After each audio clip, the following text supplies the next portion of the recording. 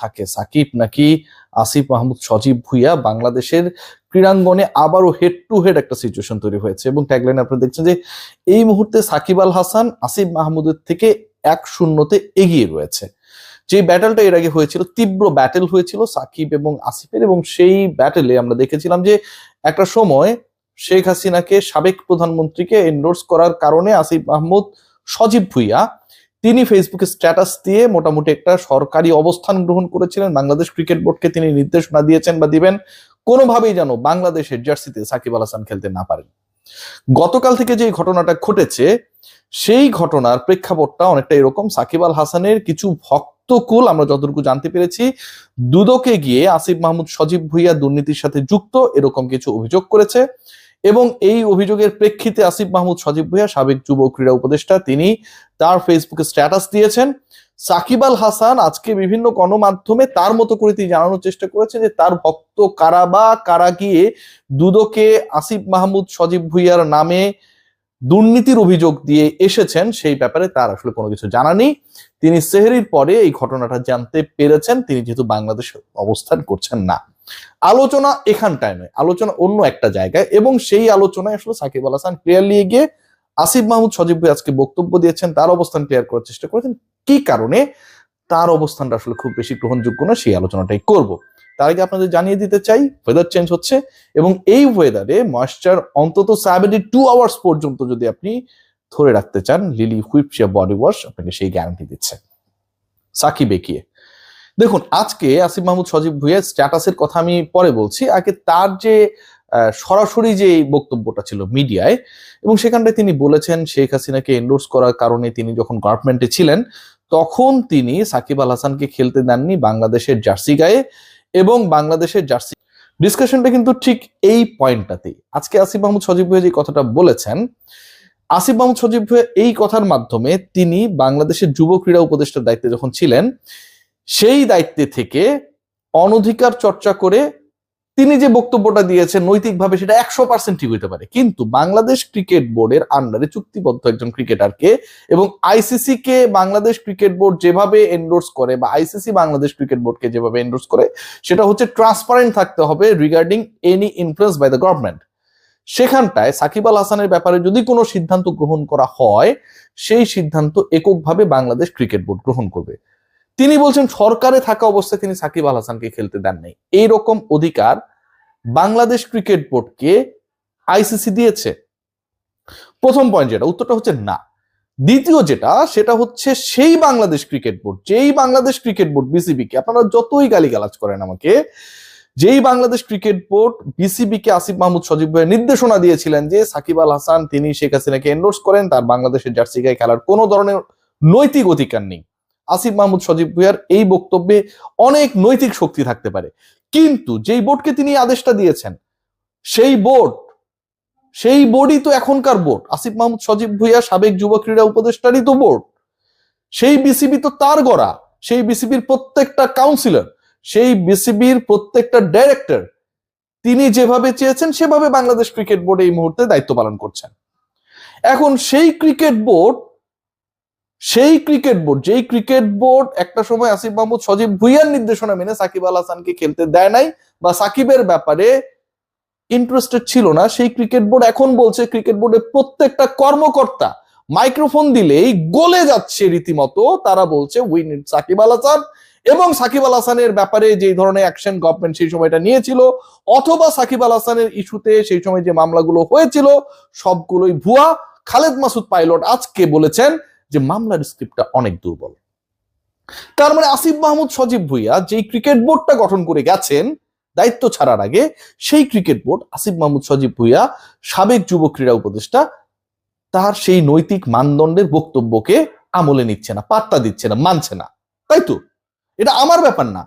সাকিব আল হাসানকে আপনি খেলতে দেন নাই, আপনার ক্রিকেট বোর্ড সাকিব আল হাসানকে অ্যালাউ করেনি, সেই ক্রিকেট বোর্ড আপনি দায়িত্ব ছাড়ার পরে প্রত্যেক দিন সাকিব আল হাসানকে কিভাবে খেলানো যায়, কিভাবে ফাইল প্রসেস করা যায়, কিভাবে স্বরাষ্ট্র মন্ত্রণালয় এবং ল মিনিস্ট্রির মাধ্যমে একটা সমন্বয় করা যায়, they are discussing all this issues regarding Shakib Al Hasan everyday, every single interview.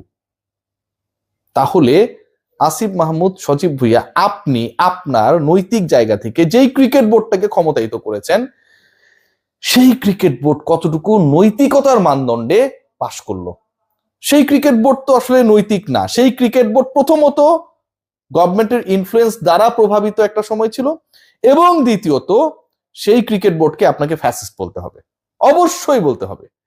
কারণ আপনার বক্তব্য অনুযায়ী যিনি শেখ হাসিনাকে এন্ডোর্স করলেন তাকে আপনি খেলাতে চান না, খেলাতে দিবেন না, বাংলাদেশের জার্সিকে তিনি নামতে চান না, পারবেন না ইনফ্যাক্ট আসিফ মাহমুদ সজীব ভুইয়া। আবার আপনি যে ক্রিকেট বোর্ডটাকে গঠন করেছেন তারা বলছে সাকিব আল হাসান আসবে, খেলবে, তার সকল মামলা যেন প্রসেস করা হয়, দ্রুত গতিতে নিষ্পত্তি করা হয়, এবং এই মামলাগুলোর কোনোটারই মেরিট নাই, সেটা ক্রিকেট বোর্ডের ডাইরেক্টররা বলছেন। খালিদ মাসুদ পাইলট আজকেই বলেছেন এই মামলাগুলোর স্ক্রিপ্ট দুর্বল। তার মানে আপনার স্ক্রিপ্ট দুর্বল। আপনি আপনার গভর্নমেন্ট সাকিব আল হাসানকে কেন্দ্র করে যে ইস্যুস গুলো সেই সময় ক্রিয়েটেড হয়েছিল সেগুলোতে আসলে আপনারা দুর্বল স্ক্রিপ্ট নিয়েই সামনে গিয়েছেন। বাংলাদেশ ক্রিকেট বোর্ডের বক্তব্যটা অন্তত সেটা বলে, আমার না। দাঁড়ালোটা কি তাহলে? Quite interesting. এখানে ডিসকাশন না কেন সাকিব আল হাসান 1-0 এগিয়ে, কারণ আপনি গন হয়ে যাবার পরে, আপনি দায়িত্ব ছাড়ার পরে আমার এই ডিসকাশন অনেকের খারাপ লাগতে পারে। This are very very true facts.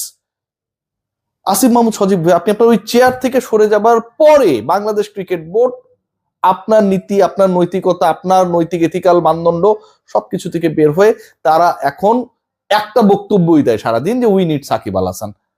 আপনি তখনটাই বলেছিলেন যে I don't need Shakib Al Hasan. তার মানে আপনার সাথে তো ক্ল্যাশ হয়ে গেল।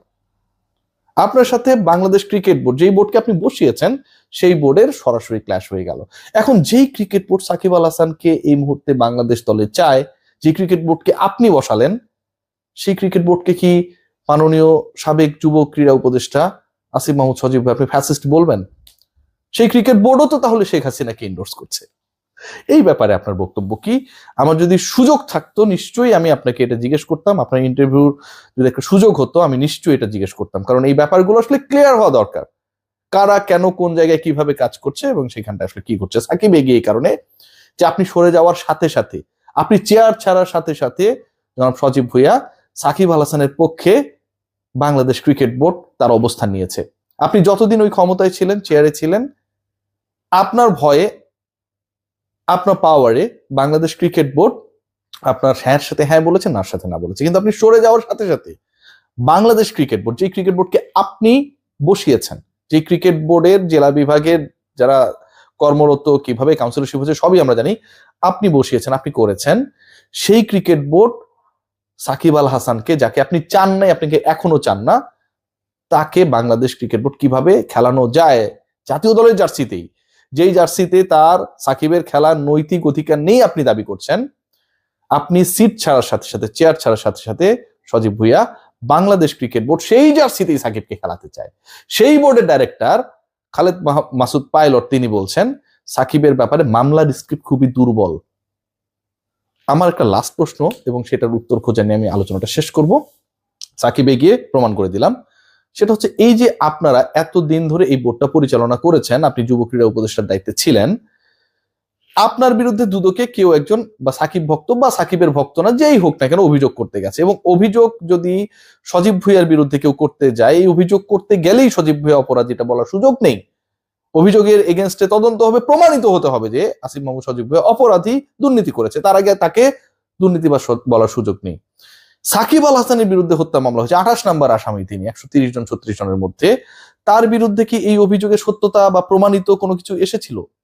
তাহলে তিনি যদি প্রমাণিত হত্যাকারী বা নির্দেশদাতা না হন, এই সাকিব আল হাসানকে বাংলাদেশে ঢুকতে দেওয়ার ক্ষেত্রে দুবাই পর্যন্ত এসেছিল, আমরা কেন নেগেটিভ রোল প্লে করলাম?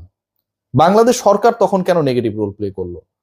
সাবেক একজন উপদেষ্টা যদি আসামি না হন বা অভিযুক্ত মানেই তিনি দোষী তা না হন, তাহলে সাকিব আল হাসানের বিরুদ্ধে অভিযোগ আনা মানেই তিনি কি করে দোষী হয়ে গেলেন, হত্যার নির্দেশদাতা হয়ে গেলেন?